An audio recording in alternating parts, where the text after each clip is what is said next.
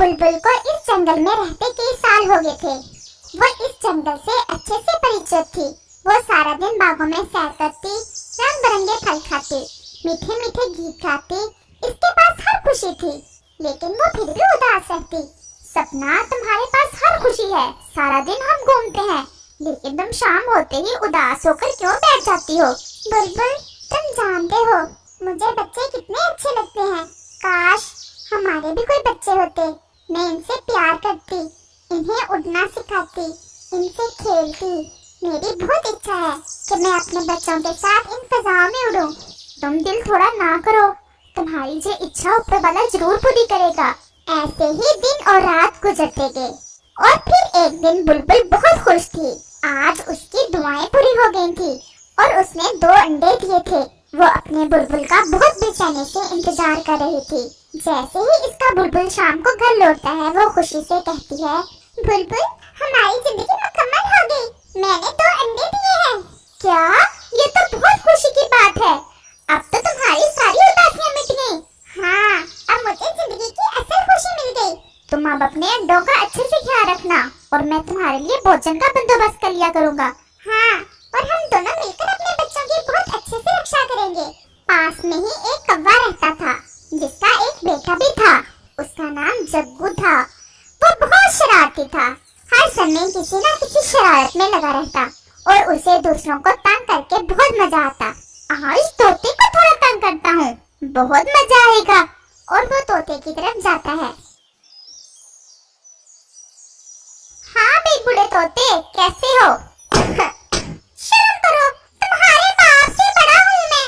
अपने बोलने का तरीका देखो, अपने बाप से भी ऐसे ही बोलते हो? हाँ तो और क्या, अपने बाप को मैं संगीत सुनाता हूँ? जाओ, दफा हो जाओ यहाँ से। मैं तो मजाक कर रहा था। वो असल में मैं गुजर रहा था, चिड़िया आंटी अमरूद बांट रही थी। इसने मुझे भी अमरूद दिया और एक आपके लिए भेजा है, ये आप खा ले।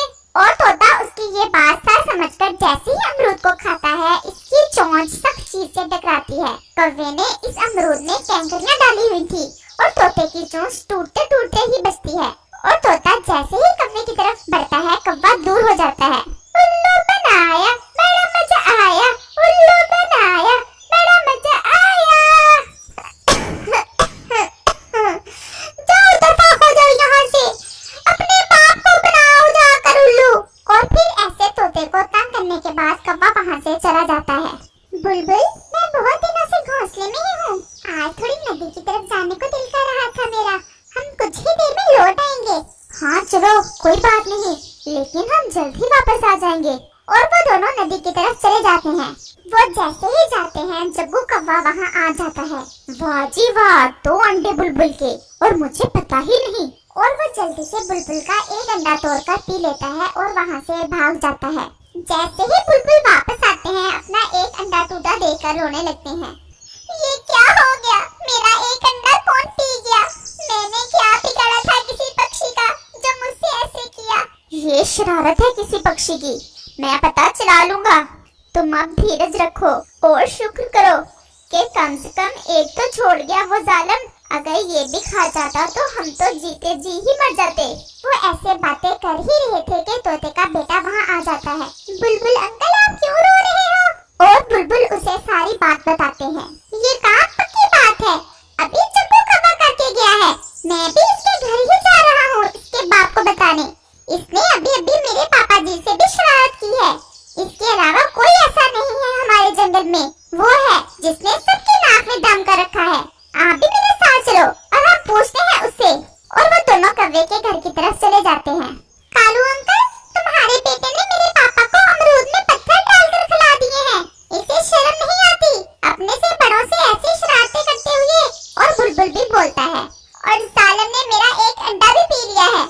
जग्गू कौवा हैरान था कि एक अमरूद का तो पता चलना ही था, लेकिन अंडों का कैसे पता चला? वो समझा शायद किसी ने देख लिया होगा। वो ऐसे सोचता है, जग्गू, ये दोनों क्या कह रहे हैं? पापा जी अमरूद से पत्थर निकाल कर खा ही लिया होगा इसके पापा ने। मैंने तो मजाक किया था, लेकिन इसे मुफ्त में अमरूद भी तो दिया। और पापा जी 2 अंडे थे इस बुलबुल के, अगर मैं दोनों ही पी लेता तो फिर मैंने तो भला ही किया इस बुलबुल का, जो एक छोड़ दिया और एक पी लिया। सुन लिया आप दोनों ने, मेरा बेटा इतना भी जालिम नहीं है, बस थोड़ा शरारती है। उम्र के साथ साथ सुधर जाएगा। हम तुमसे लड़ाई नहीं करना चाहते, लेकिन जो तुम इससे बिगाड़ रहे हो, सजा भुगतोगे इसकी खुद ही तुम। और वो दोनों वहाँ से चले जाते। अब तो जग्गू कव्वे ने आदत ही बना ली थी अपनी, आए रोज किसी न किसी पक्षी के अंडे पी लेता वो। वाह, बहुत मजा आता है। और वो ऐसे पक्षियों को बहुत परेशान करने लगा। फिर एक दिन जग्गू कव्वा उड़ता उड़ता पहाड़ों की तरफ चला जाता है। ये अंडा तो काफी बड़ा है, पेट खूब भरेगा आज तो, वो ऐसे सोचता है। लेकिन उसे शायद पता नहीं था कि ये तो चील का अंडा है। वो कुछ भी सोचे बगैर अंडा तोड़ता है और पी लेता है। तोता बेटा ये सब देख रहा था। वो जल्दी से चील के पास जाता है। चील आंटी, आपने कभी हमें नुकसान नहीं पहुंचाया। आप बहुत अच्छे से रह रही हो इस जंगल में। लेकिन एक बुरी खबर है तुम्हारे लिए, जग्गू कव्वे ने तुम्हारा अंडा तोड़कर पी लिया है। क्या? ये तुम क्या कह रहे हो? हाँ आंटी, मैं सच कह रहा हूँ। आप खुद जाकर देख ले। और चील जल्दी से अपने घर लौटती है और अपना अंडा टूटा हुआ देखकर आग बगोला हो जाती है। वो पूर्व से अपने सारे परिवार को बुला लेती है और उन्हें सारी बात बताती है। तुम रो नहीं मेरी बच्ची, बस हमारे साथ चलो और हमें दिखाओ इस जग्गू कव्वे का घर।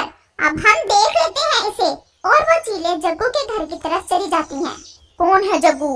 क्या क्या हुआ चील जी? तुम्हारे जग्गू ने हमारा अंडा पिया है, अब इसकी सजा भुगतने के लिए तैयार हो जाओ। कव्वा मदद के लिए पुकारता है, लेकिन कोई भी पक्षी इसकी मदद को नहीं आता। और वो चीलें जग्गू को उठाकर पहाड़ों की तरफ ले जाती हैं और उसे चट्टानों पर पटक पटक कर मार देती हैं। कालू कव्वा बहुत रो रहा था। अब रोते रहो सारी उम्र, इसमें जग्गू का कसूर कम और तुम्हारा ज्यादा है।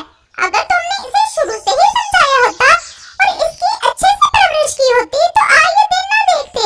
लेकिन अब कालू कव्वे के पास पछताने और रोने के सिवा कुछ नहीं था।